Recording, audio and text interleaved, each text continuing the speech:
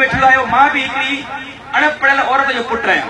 मुंहिंजो पीउ बि हिकिड़ो हारी आहे। मुंहिंजी माउ मूंखे कॾहिं इहो न चयो त पुट तोखे नौकरीअ लाइ फलाणे वञणो पवंदो। उन्हनि मूंखे बचपन खां सेखारियो जेको करणो अथई पाण कजां, असां काॾे कोन हलंदासीं। पंहिंजे ॿारनि खे इहो सेखारियो त पंहिंजी महिनत कयो, काॾे कोन हलंदासीं। उन्हनि इहो न चयो त मैट्रिक कर, प्राइवेट कॉपी कर, इंटर कर, पोइ फलाणे ठाकुर ॾे हलंदासीं नौकरी वठण। उनखे चयो त नौकरी कोई कोन वठी ॾींदे, पंहिंजी महिनत कर, तरक़ी कर, अपनी घोट नशा होवे, पंहिंजी महिनत ऐं पंहिंजे बलबूते ते क़ुरान जी आयत वांगुरु लैसल इंसान इल्ला मासा, इंसान खे उहो ज़रूर मिलंदो जंहिंजी हू जुस्तजू कंदो। ॿार खे इहो सेखारियो घर में। ॿार खे बचपन खां वेठी महिनत करण ऐं पंहिंजे पाण ते बिलीव करणु सेखारियो। इंशाअल्लाह सिंध बदलबी, मूंखे इहा पक्का यकीन आहे, ज़रूर बदलबी।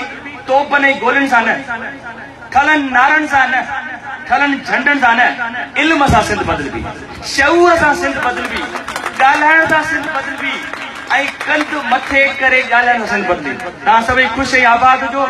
अगेन मां सरसो जो शुक्रगुज़ार आहियां त रियली ॾितल साहब हिकिड़े इनकलाब जी शुरूआत थी चुकी आहे। Thank you so much. Thank U.